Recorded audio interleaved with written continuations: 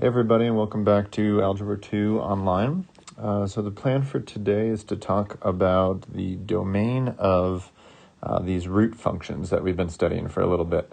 This is one of the kind of most common mistakes I feel like I see in the whole year in Algebra 2, so it's definitely worth spending a whole day just to talk about. To get started though, just something kind of totally different here. I just want to do another one of these weird inverse composition kind of problems. So if you look at this one, it's giving you a function f, g, and h. And the question is, what does g inverse of h inverse of h of f inverse all of that of 2 equal, okay? And at first it looks like really scary, but if you think about what's going on here, you've got f of f inverse right back to back, right? And that would do nothing. That's like how inverses work, right? They're going to undo each other there. And then you also have an h and an h inverse right after each other. So those undo each other. So this whole thing here can actually just be simplified to g inverse of 2. That's like the question. What is g inverse of 2?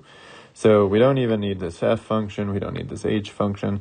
Literally, we just got to go to g and find the inverse, right? Because we're going to need to plug 2 into that. So instead of, y equals 4x plus 1 all over 2, we'll have x equals 4y plus 1 all over 2, and then we're just solving for y. And so we get 2x minus 1 over 4 is the inverse of g. This is the g inverse of x now. And then we just go and plug in 2. So if you do, put a 2 right in here, basically you're going to have 2 times 2 minus 1 all over 4. So that's 4 minus 1 on top, so 3 over 4. And so 3/4 is what this big, messy, scary-looking thing would equal. So if you ever see that kind of thing, where you have a function and its inverse right after each other, right? Just think, kind of this picture where you've got, like if you have f going from, x to y, let's say, the inverse is just going to take you right back to where you start. So this is kind of a nice thing if you ever see it in a composition, because you can just ignore it because they undo each other. All right. So this is the kind of thing that we're going to talk about today, finding the domain of different functions. But specifically, we're going to actually look at ones like this one, where you have a square root in there. And we've kind of talked about what's weird about the root functions, and we'll talk about the even root functions. But I'll say it again over on that slide. But to kind of just get started, basically I just want to talk about the other issue that you've seen up to this point. So, the only other thing you've really seen in math that you can't do, something your middle school teachers probably told you for the first time that you can't do, is you can't divide by 0, right? It doesn't make sense to do something like 2 divided by 0, because that would mean you got to take 2 things and split it into 0 parts evenly. But literally, this is like breaking conservation of mass, because you can't take 2 things and make them disappear. So the reason you don't divide by 0 is just because of conservation of mass. That's really why it is. So if you ever see a function, right, where there's variables like this one in the bottom, we need to basically just make sure that that thing in the bottom, in this case x squared minus 4x minus 21, isn't 0, right? And this is a nice quadratic because it factors. You can do x minus 7, x plus 3. And so what this is saying is that if you just ignore 7 and negative 3, right, then you will, this function will be defined everywhere else. So the domain of this thing is basically all reals but x equals 7 and negative 3. That would be this is the domain. And this will definitely show up today in a lot of problems. So I wanted to start off with that one because it's another really common kind of mistake. I see students a lot of times just, if we're talking about root functions, they'll go and completely forget about the stuff that you learned in middle school or something like that. But don't forget that you can't divide by 0. It makes no sense in math. So if I give you a root function that has stuff on top and bottom, you're going to have to also think about the stuff on the bottom. And you kind of already saw the example I'm about to do, but that's going to show up in this next example too. All right, so this is really about as complicated, honestly, as they get. So I want to start and talk about these root functions, these even root functions. I should be more careful about that. So right in yellow here, what I write is kind of the one most important thing to take away. So you can find the domain of the even root functions by setting the inside of the even root function greater than or equal to 0 and just solving, okay? And this picture is really where it comes from, right? So if I take, this graph is x squared, this purple one here, and we know that if we flip it over the line y equals x, which is that one right there, we would get this, I guess I would say, right? But we talked about last time why we've actually, in math, we've deleted that part of the graph, and that was just so this thing would stay a function. So this green thing is your square root of x function. And the domain, a lot of times students think the deleting part is related to the domain, but that's not related to the domain. The domain is just related to the fact that there's a cutoff here, right? The same way this purple graph has a cutoff in the y, right? When we flip it on its side, that means the green graph should have a cutoff in the x, right? X stuff going to y stuff, y going back to x. So this square root function, there's sort of two things that are weird about it. One, we've deleted this bottom part that should be there in the picture, but it's not. And that's because we maintain its behavior as a function. And the other weird thing is that it's only defined from 0 on, right? It really is defined at 0, right? Because that's a point on both the line y equals x, the x squared graph, and so then it'll stay there in the inverse function, the square root of x function.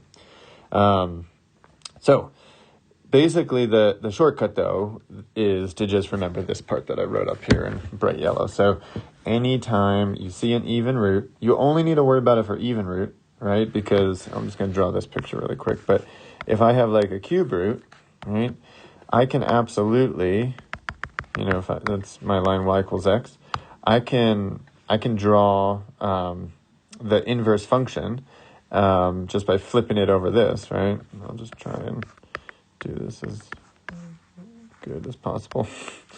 It's not a beautiful picture, but this green graph, you can see it's defined for all reals. There's no domain restrictions on that thing. So don't worry about the domain restrictions for odd roots. You only need to worry about it for even, okay? And the only thing you got to worry about is just take the inside of the function and just set it greater than or equal to 0, okay? So this is an example where there's sort of two issues, right? So you have a divide by 0 issue, like we saw in the last problem, or you have an even root issue, okay? And so for the divide by 0 part, we just want the bottom 2 minus x to not be 0, so x can't be 2, right? And then for the even root, we just need x plus 3 to be greater than or equal to 0, and so x is greater than or equal to negative 3. If you think about it with function transformations too, you can take this square root of x function, and we know that plus 3 is a shift left if it's inside the function. So we go 1, 2, 3, and then, it'll kind of just look like that. And so this is truly the square root of x plus 3. And you can see that anything from negative 3 on, right, appears in this curve here, right? And so that's just because, again, the square function that it comes from has a cutoff in the y. So this function will have a cutoff in the x, okay? And so if you wanted to find the domain of f, okay, the domain of f of x would just be mixing these two things. Basically, x can't be less than negative 3. It's got to be greater than or equal to negative 3. And you have to skip over 2, all right? And when we are meeting in person, I will actually pull up Desmos and I'll show you some of these, and you can literally see exactly that issue happening, okay? So I will show some of these, but yeah, there is literally a spot where it's just not defined, and then it's going to pick back up, and this function would be defined everywhere from there on. So I'm actually going to do something I don't always do in this video, and I'm just literally going to do 2 of your homework problems for you. So you have only like, I think 10 homework problems on this assignment, but I'm doing 2 of them here. And this is literally just to kind of show more examples. I think if you 8 problems left over is still enough to kind of practice this idea. So let me kind of divide these up. Very similar kind of problems from the last one. So I'm just literally finding the domain of these things. So this one right here, we do have a divide by 0 thing that could happen, right? So x can't be 5/9, right? And that's my divide by 0 issue. And then we have an even root, and we know that for even roots, you can just take the inside, set it greater than or equal to 0. So in this case, we would get, whoops, that's a 2.